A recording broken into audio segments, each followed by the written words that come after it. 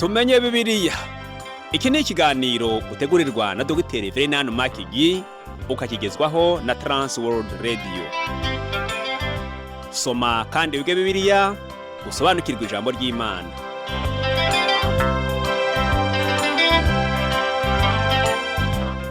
Uraho neza nshuti muvandimwe uteze amatwi ikiganiro tumenye Bibiliya, amahoro y'Imana nabane nawe.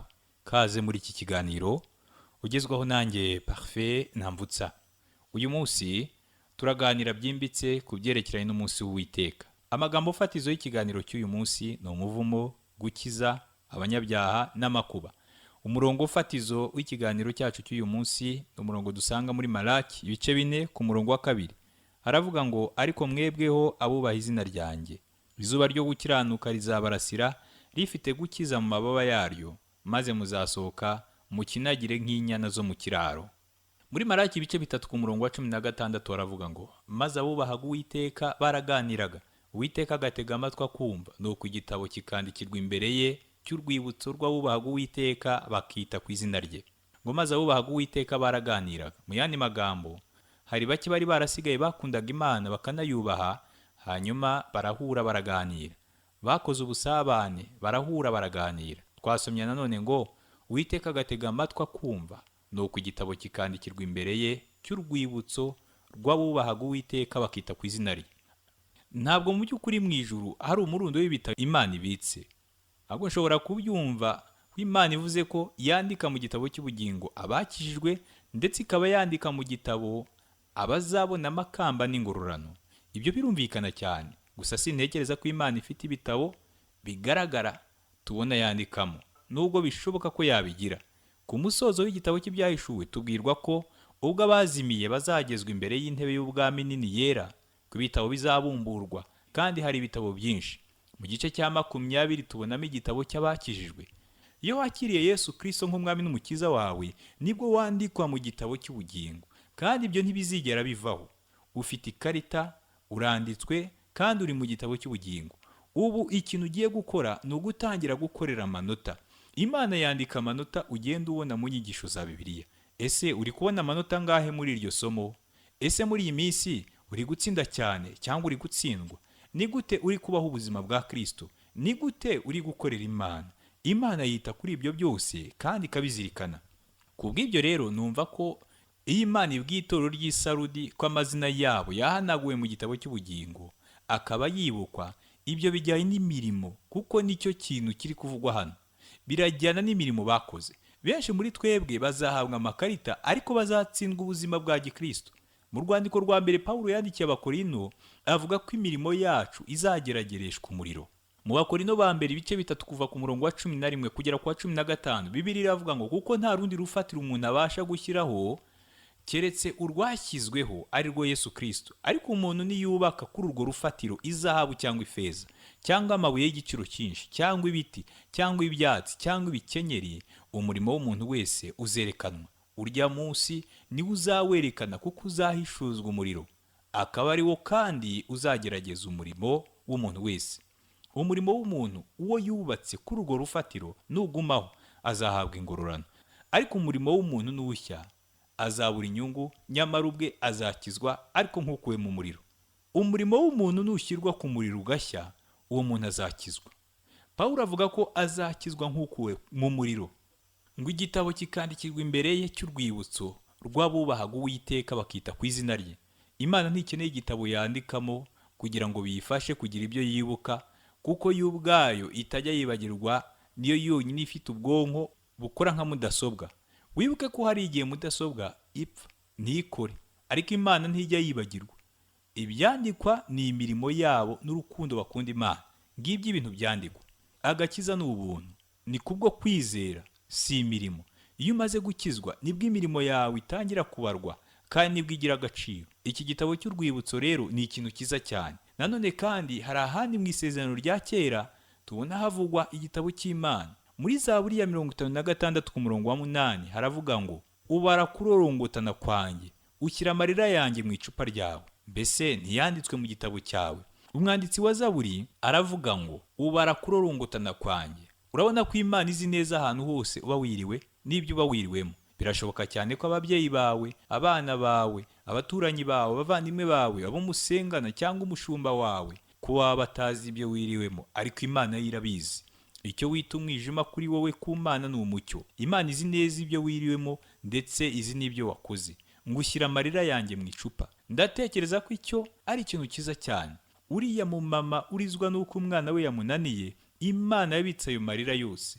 Ese ibyo bintu urabitekereza? Mbega ukuntu ari byiza ko Imana yita ku bintu byose. Umuntu wakoreye Imana ariko agatenguha nuko bene se bamufata bikamubabaza akarira. Imana iramubwira ngo nashyize ayo marira yose mu icupa. Umwanditsi wa Zaburi agasoza avuga ngo mbese ntiyanditswe mu gitabo cyawe? Inshuti yanjye, hari igitabo cyandikwamo ubuzima bwacu bwose. Birasa nkaho bizaba ari filime bazatwereka ivuga ku buzima bwacu. Urabona ko uzabona ubuzima bwawe kuva uvutse kugeza upfuye. Bitandukanye n'ibyo abavugabutumwa bavuga iyo wapfuye, kuko bavuga ukuntu wari umuntu mwiza cyangwa se ukuntu wari umunyetorero mwiza. Imana izakwereka ubuzima bwawe uko bwari bumeze. Urumva se bidatangaje? Biratangaje cyane. Muri Maraki ibice 3 ku murongo wa 17 aravuga ngo Uwiteka Nyiringabo aravuga ati, bazaba abanyu umunsi nzakoreraho, bazaba amatungo yanjye bwite, nzababarira nk'uko umuntu ababarira umwana we umukorera. Ese ubwo buryo si bwiza cyane? Imana izatoranya abayo kandi n'itoro rizaba rihari. Itoro ni ikintu gifite agaciro kanini. Abisirayeli ntibigeze baha agaciro kuba baratoranyijwe. Ikintu cy'agaciro kuri yo ni itorero ryayo yaguze amaraso y'igiciro cyinshi.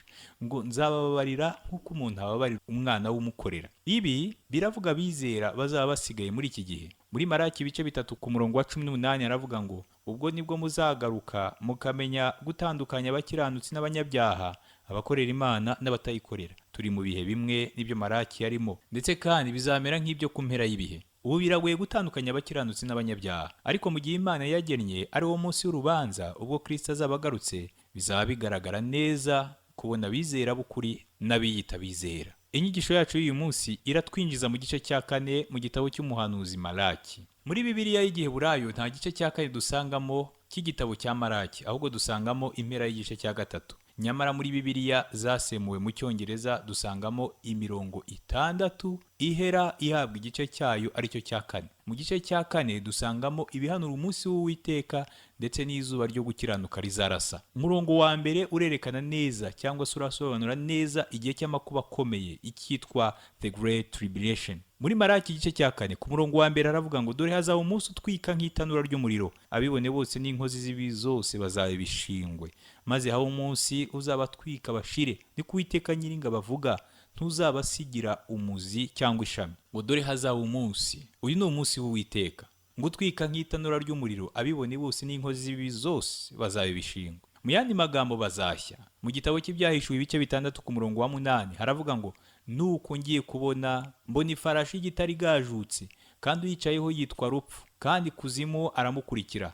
Nuko bahabwa ubutware bwa 1/4 cy'isi, ngo babicishe inkota n'inzara n'urupfu n'ibikoko byo mu isi. Ngo maze habe umunsi uzabatwika bashire, ni ku Uwiteka Nyiringabo avuga, ntuzabasigira umuzi cyangwa ishami. Ibi ni ahantu bihuriye n'inyigisho zivuga ko urupfu rwica burundu abanyabyaha. Urupfu ku banyabyaha si ukwica burundu ngo byibagirane. Si ibyo Bibiliya yigisha. Bibiliya yigisha ko iyo umuntu apfuye, umubiri we ujya mu mva, yaba ari umunyabyaha cyangwa se akijijwe. Umutima na roho byo bijya ahantu y'iteka, haba mu ijuru cyangwa ikuzimu. Uyu murongo urigisha ko abanyabyaha bazacirwaho iteka mu gihe cy'amakuba akomeye, hanyuma bakurwe mu isi. Muri Maraki ibice 4 ku murongo wa 2 aravuga ngo ariko mwebweho abubaha izina ryanjye, izuba ryo gukiranuka rizabarasira, rifite gukiza mu mababa yaryo, maze muzasohoka mukinagire nk'inyana zo mu kiraro. Izuba ryo gukiranuka mu isezerano rya kera ni kimwe n'umuntu witwa umucyo n'inyenyeri yo mu ruturuturu mu isezerano rishya. Nyamara Kristo ntiyigeze yitwa izuba ryo gukiranuka mu isezerano rishya,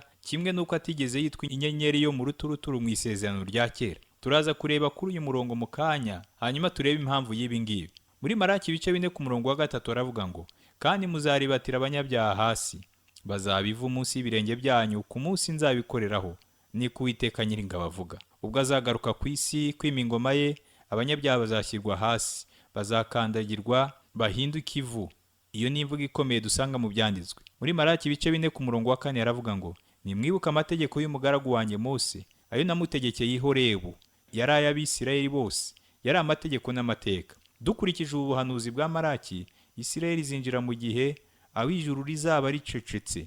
Hazaza undi Zekariya nyuma y'imyaka 400. Azaba akorera umurimo mu rusengero aho Gaburiyeli yamubonekeye akamubwira inkuru yo kuvuka kwa Yohana Umubatiza. Ibyo wabisoma muri Luka igice cya mbere ku murongo wa 25. Guceceka kwamaze imyaka 400 kwaje kurangira. Gusa hagati aho Isirayeli yagombaga kwibuka amategeko ya Mose. Ibyo nibyo byagombaga kubabera ubuzima ndetse bikanababera ijambo ry'Imana kuri bo. Amategeko ya Mose ni nayo bagenderagaho. Muri Maraki ibice 4 ku murongo wa 5 baravuga ngo dore nzaboherereza umuhanuzi Eliya umunsi w'Uwiteka ukomeye kandi uteye ubwoba utaragera. Igitabo cy'Ibyahishuwe kivuga iby'abahamya babiri bazaboneka mu minsi ya nyuma. Ibyo wabisoma mu Byahishuwe igice cya 11 were ku murongo wa 3 ukagera ku wa 12. Umuhamya wa kabiri simuzi, gusa ndahamya neza ko azaba ari Eliya. Ku munsi mukuru wa Pasika mu rugo rw'umuyuda w'umu Orthodox, intebe ishyirwaho nta muntu wayicaraho. Hano rero uwo batubwira ni Eliya uzaza. Ubwo Yohana Umubatiza yazaga, abayuda batekereje ko ari Eliya, ariko Yohana Umubatiza ntiyari Eliya mu buryo ubwo aribwo bwose. Ibyanditswe bivuga ko ashobora kuba yarabaye we, ariko ntiyari we, kandi icyo ni ikintu cy'ingenzi tugomba kumenya. Iyo Kristo aza kuba yarimye ingoma ubwo yazaga, Yohana Umubatiza yari kuba Eliya. Ni gute byari kuba? Simbizi, kuko siko byagenze. Icyo ni ikibazo tutabonera igisubizo. Twasomye kandi ngo dore nzabohereza umuhanuzi Eliya umunsi w'Uwiteka ukomeye kandi uteye ubwoba utaragera. Yohana Umubatiza si we gusohora k'ubuhanuzi, kuko yatangazaga kuza kwa Mesiya umukiza w'isi. Yohana yaravuze ngo nguyu umwana w'intama w'Imana ukuraho ibyaha by'abari mu isi. Aya magambo yanditse mu butumwa bwiza bwa Yohana igice cya mbere ku murongo wa 29. Ibyo bitandukanye gato no gutangaza umunsi uzaza w'Uwiteka ukomeye. Muri Maraki ibice 4 ku murongo wa 6 haravuga ngo uwo ni uzasanganya imitima y'abana n'iy'abase, kugira ngo ntazaza kurimbuza isi umuvumo. Ijambo rya nyuma tubonye mu isezerano rya kera ni umuvumo. Bwa mbere umuvumo waje ubwo Adamu na Eva bari mu ngobyi ya Edeni, hanyuma ntibumvira Imana. Icyo gihe Imana yavuze ko ubutaka buvumwe kandi ko umuvumo ugumaho. Umuvumo wari icyaha kandi ntuzigera uvaho igihe cyose Yesu ataragaruka ku isi. Uwo muvumo uracyari mu bantu uyu munsi. Ibyo ntibisaba ubushakashatsi buhambaye niba uri ku isi. Niba utuye ahantu inyenzi, nkongwa, imiswa cyangwa utundi dusimba turya ibyo ugerageje guhinga, umenye ko wegereje mu gihe cy'imyaka 1000. Ikindi kandi niba utuye ahantu hataba icyaha, ndagira nkubwire ko wageze mu gihe cy'imyaka 1000. Ndemera ko uramutse urebye mu isi ya none wahita ubona ko umuvumo w'icyaha uri ku muntu no ku isi muri rusange.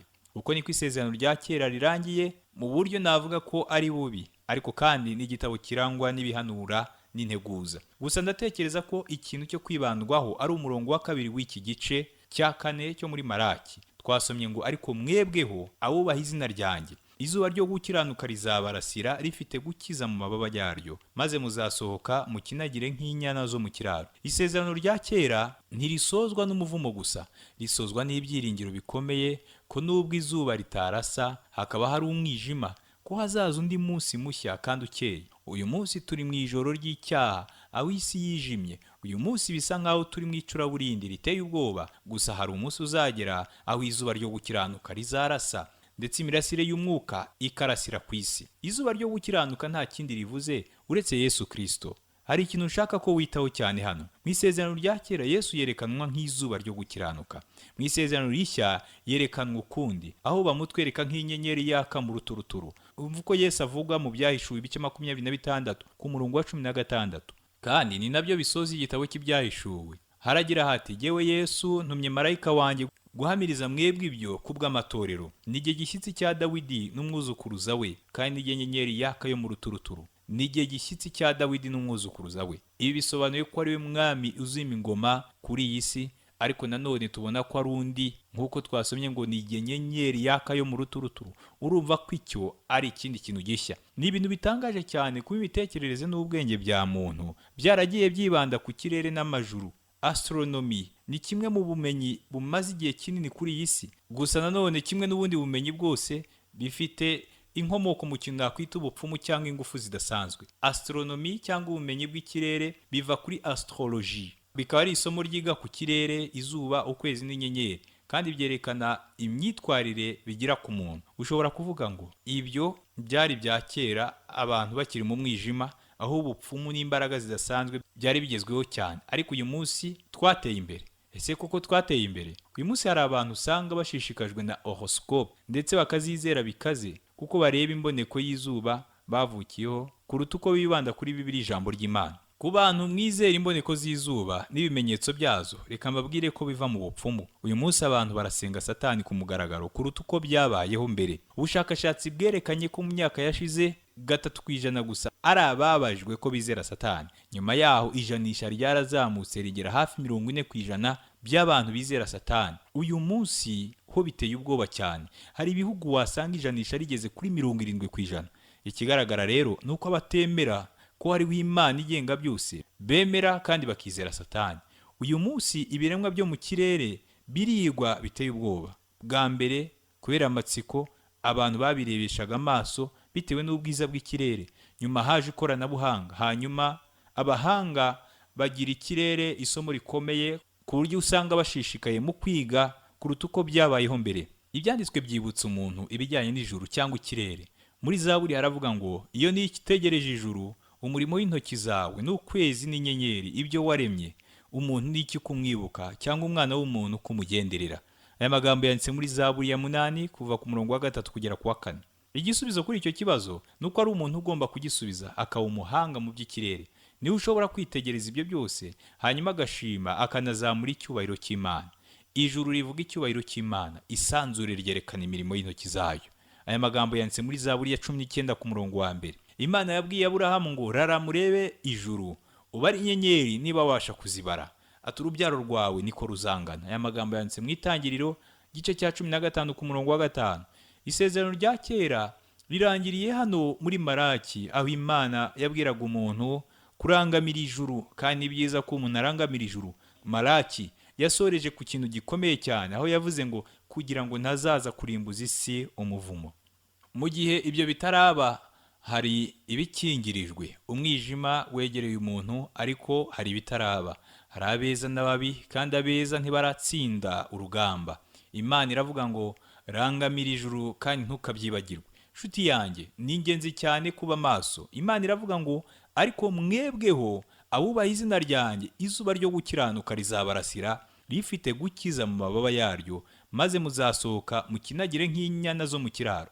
Hano twavuga ko ari isezerano ko igihe kimwe izuba rizarasa. Hari indirimbo zivuga ku isi itegereje kurasa kw'izuba, kandi niko biri. Gusa itorero ritegereje ikindi kintu. Ubwo Yesu Kristo we zuba ryo gukiranuka azaza, uko niko azaza, kuko azarasa nk'izuba, bizamera nk'inkuba ikubise ngo ikureho abanyabyaha bose. Isezerano rya kera ni ibihanura cyangwa ibyitezwe. Mu buryo bumwe Malaki cyaba ari igitabo giteje ikibazo kiramutse kivuga ibyacyo, ariko kivuga ku ijuru ndetse kikavuga ku Mwami Yesu Kristo, izuba ryo gukiranuka. Iyo ni ishusho ya Yesu neza, kuko azaza gutangiza ikindi gihe ndetse ashyira iherezo ku mwijima w'icyaha. Umunsi w'Uwiteka uregereje, kandi azima ubwami bwe hano ku isi. Mu isezerano rya kera Imana yitwa izuba ryo gukiranuka. Umva uko muri Zaburi ya 84 ku murongo wa 11 havuga, haragira hati kuko Uwiteka Imana ari izuba n'ingabo ikingira. Uwiteka azatanga ubuntu n'icyubahiro, ntazagira ikintu cyiza yima abagenda batunganye. Hanyuma muri Yesaya igice cya 60 ku murongo wa 19 hakavuga ngo ku manywa izuba si ryo rizakubera umucyo, kandi ukwezi siko kuzakubera umwezi, ahubwo Uwiteka niwe uzakubera umucyo uhoraho, kandi Imana yawe ni izakubera icyubahiro. Mbega ishusho y'Imana dufite mu isezerano rya kera. Ku rundi ruhande, isezerano rishya ni ugusobanukirwa cyangwa ukuba kw'ikintu, kandi rijya kwegera ibyiringiro gato. Reka dusubiremo wa murongo twabonye haruguru. Mu Byahishuwe ibice 22 ku murongo wa 16 baravuga ngo jyewe Yesu ntumye marayika wanjye guhamiriza mwebwe ibyo kubw'amatorero, nijye gishyitsi cya Dawidi n'umwuzukuruza we, kandi nijye nyenyeri yaka yo mu ruturuturu. Si izuba ryo gukiranuka gusa, ahubwo ni nyenyeri yaka yo mu ruturuturu. Ni ibintu bitangaje cyane kuba isezerano rishya ridatangirana n'inyenyeri yaka yo mu ruturuturu. Amakuru ya mbere yatangarijwe Zakariya mu ibanga. Hahise haza isezerano ryo kuza kw'integuza Yohana Umubatiza. Integuza yande? Ndi integuza ya Mesiya wendaga kuza akavukira mu mwari Mariya. Ese abanyabwenge baje Yerusalemu bari baje gushaka iki? Baravuze ngo umwami w'Abayuda wavutse ari he? Ko twabonye inyenyeri ye turi burasirazuba, none tukaba tuje kumuramya. Aya magambo yanditse muri Matayo bice 2 ku murongo wa 2. gusa hagati aho si inyenyeri y'iburasirazuba. Iyo baza kubona inyenyeri y'iburasirazuba bari kwisanga bageze mu Bushinwa. Abanyabwenge b'iburasirazuba babonye inyenyeri, ariko inyenyeri yari iburengerazuba kandi nicyo cyerekezo bari bavuyemo. Ese ntibitangaje kuba izuba rirasira iburasirazuba nyamara inyenyeri yari iburengerazuba? Ni gute abanyabwenge bahuje iyi nyenyeri no kuza kwa Yesu Kristo? Dusubiye inyuma mu gitabo cyo kubara, umuhanuzi utari uw'Imana Balamu mu burasirazuba bw'i Mowabu yavuze kuri ubu buhanuzi. Mu kubara igice cya 24 ku murongo wa 17 aravuga ngo, ati ndamureba ariko si ubu, ndamwitegereza ariko ntandi bugufi. Inyenyeri izakomoka mu bwoko bwa Yakobo, inkoni y'ubwami izaboneka iturutse mu bwoko bwa Isirayeli, izagiriza inkiko z'i Mowabu, izatsinda hasi abasheti bose. Iteka inyenyeri itandukanywa n'inkoni, inyenyeri itandukanywa n'izuba. Inyenyeri ni ikimenyetso cyo kugaruka kwa Kristo, aje kuvana itorero rye mu isi. Hanyuma izuba rikavuga ikimenyetso cyo kugaruka kwa Kristo, aje kwima ingoma ku isi. Ku munsi wa Asensiyo, intumwa zabwiwe ngo Yesu bakuwemo akazamurwa mu ijuru, azaza atyo nk'uko mumubonye ajya mu ijuru. Aya magambo yanditse mu Byakozwe n'Intumwa igice cya 1 ku murongo wa 11. Hanyuma Zekariya akavuga ngo uwo munsi azashinga ibirenge bye ku musozi wa Elayono werekeye Yerusalemu y'iburasirazuba. Uwo musozi wa Elayono uzasadukamo kabiri uhereye iburasirazuba ugeze iburengerazuba. Uzacikamo igikombe kinini cyane. Igice cy'umusozi kimwe kizashinguka kijyikasikazi, ikindi kizagikusi. Aya magambo yanditse muri Zekariya igice cya 14 ku murongo wa 4. Inyenyeri rero ni ikimenyetso cya mbere cyo kugaruka kwa Kristo, aje gukura itorero mu isi, ariko ntabwo azaba aje kuganza mu isi. Ubwo yazaga mbere, umurimo wa Kristo wari urangijwe mu nyenyeri, si mu zuba ryo gukiranuka. Ikintu cyo kwibandaho si ivuka rye, ahubwo ni urupfu rwe. Ni ibintu bitangaje cyane kuba Yesu atarasabye ko bibuka ivuka rye, ahubwo yasabye ko hibukwa urupfu rwe. Yesu asangira n'intumwa ze bwa nyuma bitegura umunsi mukuru wa Pasika, yarababwiye ngo mujye mukorera mutya kugira ngo munyibuke. Aya magambo yanditse mu butumwa bwiza bwa Luka igice cya 22 ku murongo wa 19. Urupfu no kuvuka kwa Kristo byombi biri muri iyo nyenyeri. Inyenyeri ntivuga gusa aho Kristo yavukiye, ahubwo ivuga n'impamvu yapfuye. Inyenyeri tubwira uwo ari we ndetse n'impamvu yaje. Yaravuze ngo dore ndaje Mana, mu muzingo w'igitabo niko byanditswe kuri jye. Aya magambo yanditse mu Baheburayo ibice 10 ku murongo wa 7. Inyenyeri ivuga umuvure Yesu yavukiyemo, ndetse kandi ikavuga umusaraba. Ivuga impamvu yaje kwikorera ibyaha byanjye nawe ku musaraba. Mu ntambara zose zabayeho ku isi wasangaga gutsinda bigorana. Twatekerezaga ko amahoro, urukundo na demokarasi bigiye kuboneka, ariko siko byagenze. Umuryango w'abibumbye wagiye ufite inshingano zo kuzana amahoro, ariko uyu munsi hariho intambara hirya no hino. Abantu barwanya intambara bakazitsinda, ariko bakabura intsinzi. Mu ntambara irwanya icyaha, umwami Yesu yazaniye abantu ubugingo, kandi akura umuntu mu cyaha, ndetse kugira ngo aneshe urupfu n'imva. Mu Bakorinto ba mbere igice cya 15 ku murongo wa 55 niho havuga ngo warupfuwe, kunesha kwawe kuri he? Warupfuwe, urubori rwawe ruri he? Reka nkubwire ko ahazaza hawe hatari mu nyenyeri, ndetse n'uyu munsi ahazaza hawe ntihari mu nyenyeri. Niba ushaka ubufasha uyu munsi, ugomba kubaho mu ntsinzi muri Yesu Kristo wavuze ngo ibyo mbibabwiriye kugira ngo mugire amahoro muri jye. Mu isi mugira umubabaro, ariko nimuhumure nanesheje isi. Aya magambo yanditse muri Yohana igice cya 16 ku murongo wa 33. Ese uri kunesha cyangwa uri gutsindwa? Nshuti yanjye, nta butsinzi bubonekera mu nyenyeri n'imboneko z'izuba. Niba ubyizera, uri mu isi y'abapagani gusa. Yesu Kristo wenyine niwe ugomba gutumbira. Si amahirwe, si impanuka, si imbaraga zidasanzwe, ndetse si ubupfumu. Niba uri kuneshwa n'ubuzima, niba uri gutsindwa n'imico runaka, ubusambanyi, kutumvira, ubusinzi, cyangwa se niba ukonje mu by'umwuka, reka nkubwire ko Yesu Kristo ari we gisubizo. Umwanditsi umwe yabyanditse muri ubu buryo agira ati, ahantu ntazi hirya y'inyenyeri hari urukundo rurusha byose kuba rwiza. Igihe ijoro rizafungura ikirere, nzamubona kandi nzategereza. Aya magambo yanditswe n'umwanditsi utazwi. Niba nta byiringiro ufite by'ahazaza, ushobora gusubiza amaso inyuma mu myaka isaga 2000 ishize, ubwo Kristo yadupfiraga ku musaraba twebwe abanyabyaha, kandi uwo niwe ugomba kwiringira nk'umukiza wawe. ushobora kurangamira imirasire y'izuba, kuko inyenyeri yaka yo mu ruturuturu izahinguka igihe kimwe muri iyi minsi ya none. Ese hari ibyiringiro by'ahazaza ufite? Nshuti yanjye, inyenyeri yaka yo mu ruturuturu iboneka mbere y'uko izuba rirasa. Iyo nyenyeri niyo dutegereje, kandi Yesu Kristo niwe iyo nyenyeri ku itorero rya none. Petero yabivuzeho muri ubu buryo agira ati, nyamara rero dufite ijambo ryahanuwe rirusha gukomera, kandi muzamukoze neza nimuryitaho, kuko rimeze nk'itabaza rimurikira ahacuze umwijima rigakesha ijoro, rikagezaho inyenyeri yo mu ruturuturu izabandurira mu mitima yanyu. Aya magambo yanditse muri Petero wa kabiri igice cya mbere ku murongo wa 19. Inyenyeri ivuga kuzamurwa kw'itorero, aho Yesu azakura itorero mu isi. Kuzamurwa kw'itorero bishobora kuba igihe cyose, kuko nta bimenyetso byabyo bizabaho. Uwitwa John Wesley yabivuze muri ubu buryo, aho yagize ati, azaza mu bihe bisanzwe mbere y'umucyo wa mu gitondo. Ntimugire igihe muduha, ahubwo mumwitegure uri saha, mumwitegure ari ku muryango.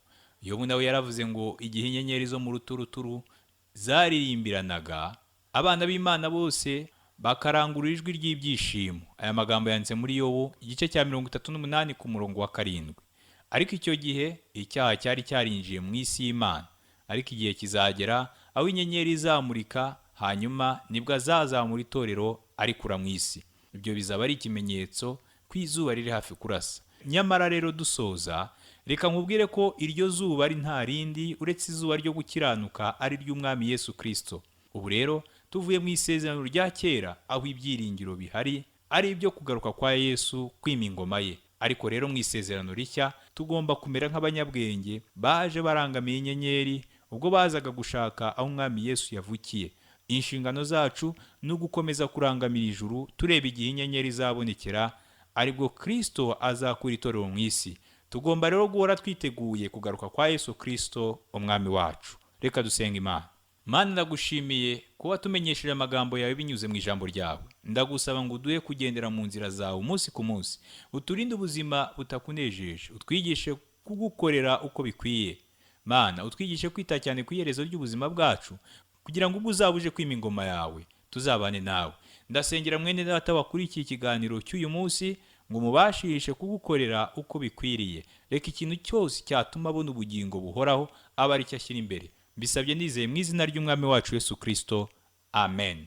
Ndagushimiye nshuti wabanye nanjye mu kiganiro cy'uyu munsi. Ubutaha ningaruka tuzasoza iki gitabo cy'umuhanuzi Malaki. Tuzigira hamwe igice cya 4, aho tuzabona Yesu Kristo ko ari inyenyeri yaka yo mu ruturuturu. Amahoro n'umugisha biva ku Mana Data n'Umwana wawe Yesu Kristo n'Umwuka Wera bibane nawe.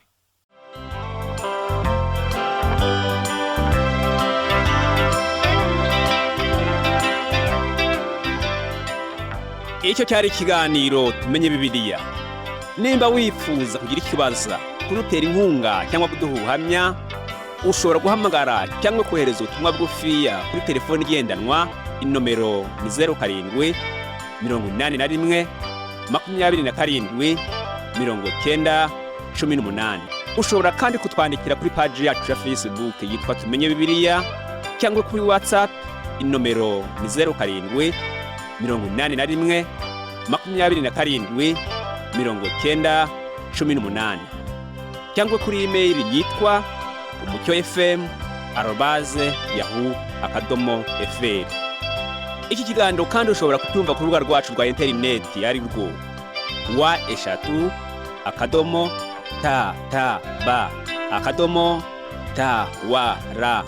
wa@tab.tawr.org. Kanda handitse ijambo ry'icyongereza rivuga ngo languages, maze uhitemo ururimi rw'Ikinyarwanda.